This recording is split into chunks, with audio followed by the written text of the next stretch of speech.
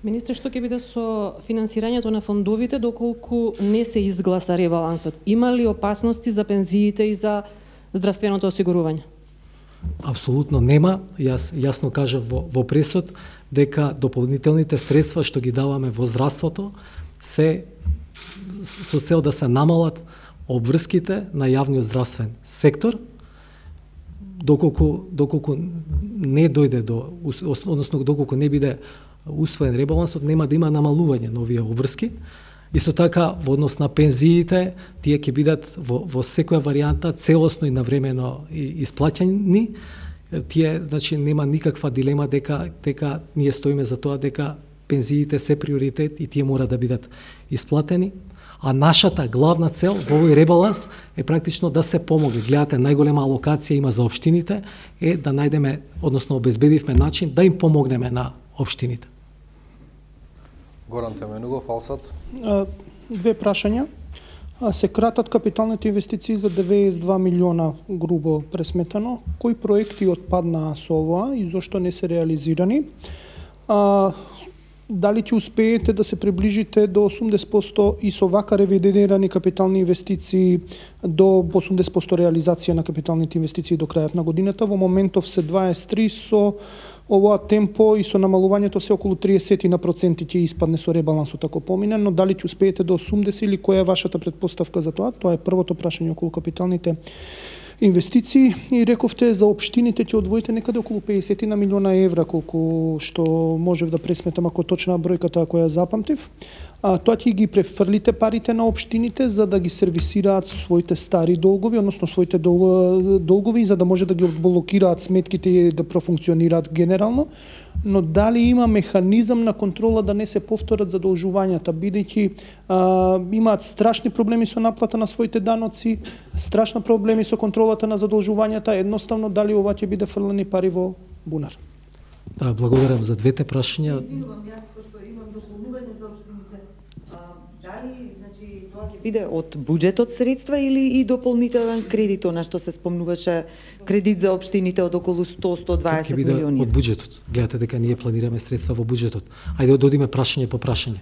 Околу капиталните инвестиции, ја и во ведното излагање на пресод, кажав дека главно станува збор за проекти кои што се финансираат од кредити и практично, еве, ако сакате примери, тоа е проектот за гасификација, каде што има забавена динамика и вие веќе пишувавте за тоа. Исто така, тоа е откажаниот клинички центар.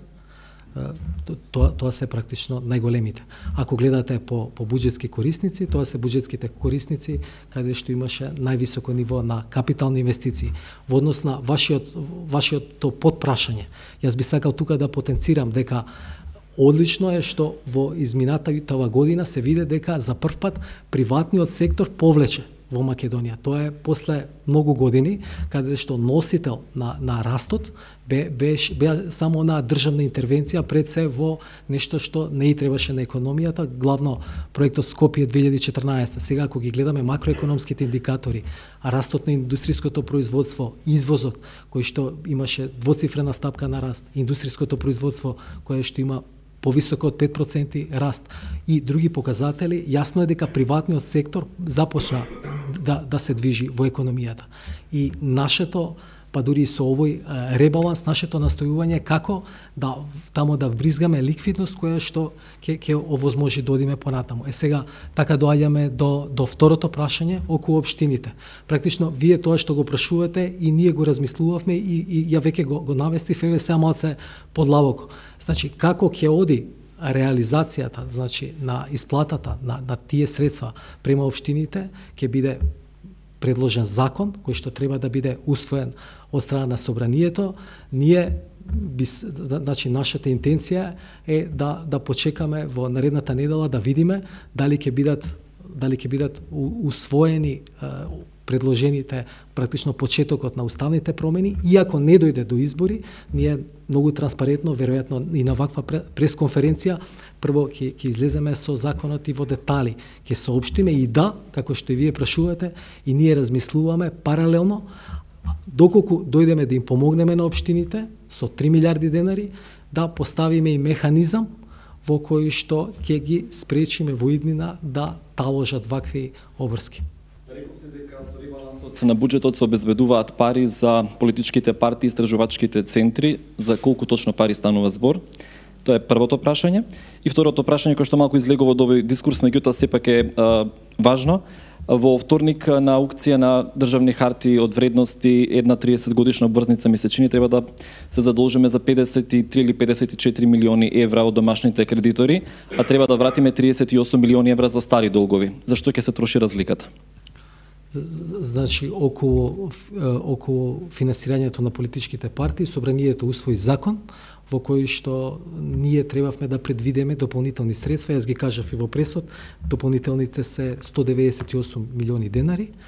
Значи, тоа е согласно закон кој што буџетот треба да го обезбеди. Околу аукцијата, сега мене ми е драго што Македонија за прв пат од оваа година започна да издава 30 годишни обврзници. Тоа значи дека постојат инвеститори. До сега најдолгата рочност на обврзниците беше 15 години. Тоа значи дека некој во 2048 година денеска вложува пари во македонска обврзница и верува дека тие пари ќе му бидат исплатени, односно дека економијата ќе оди како што треба. Ние имаме политика на менеджирање на јавниот долг. Во целиот овој период, посебно во 2018 година, сведоци сте дека успеавме да ги намалиме каматните стапки, и тоа сериозно ги намаливме каматните стапки на инструментите кои што ги издаваме, па и во пресот видовте дека ни се појавува дури и простор, фискален простор заради такво намалување на каматите.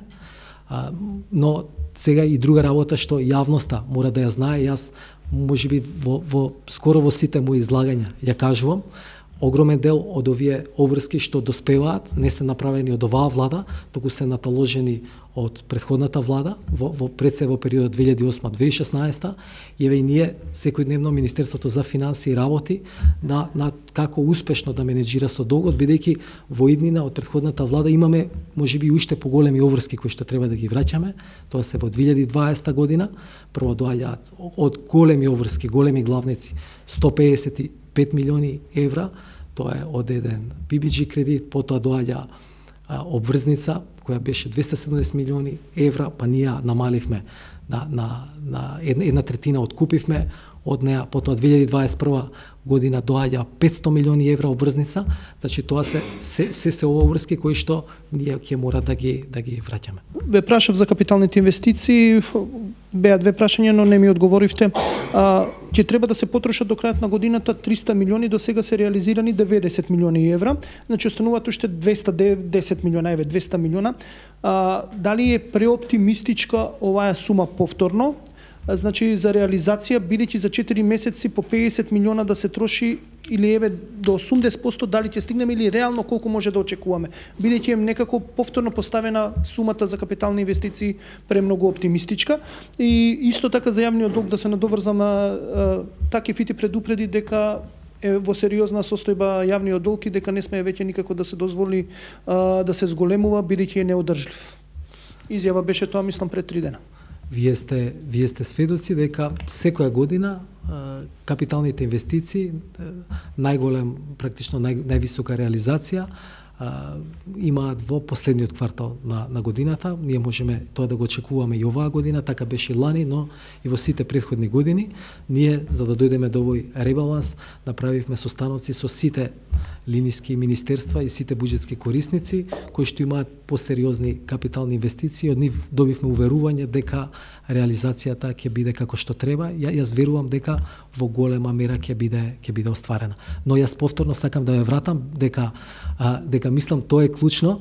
Едно од главните мантри на последната декада беше дека растот пред се должи на оваа државна интервенција. Тогаш се должеше на државна интервенција во Скопје 2014, практично проекти во фасади, споменици, нешто што не и треба на економијата. Светска банка дури направи еден графикон кој што покажа дека без тоа растот е некаде околу 0,05%.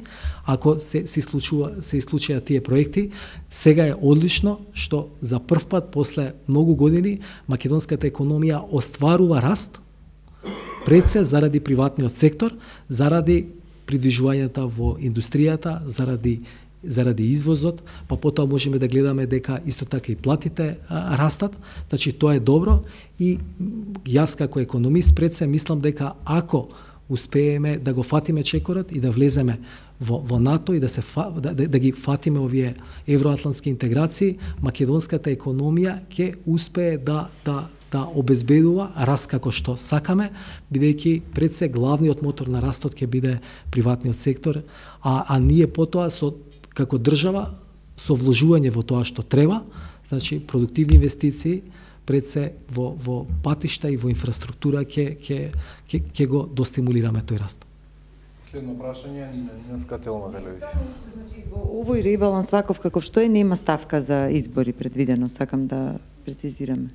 Значи... Да, јас јасно кажав, значи овој ребаланс е подготвен за варијанта доколку нема избори, но ако има избори, апсолутно ние ќе обезбедиме средства за реализација на изборите, бидејќи имало и многу други случаи каде што имало предвремени избори и тие практично се финансирале, се наоѓале начин да се isfinansираат.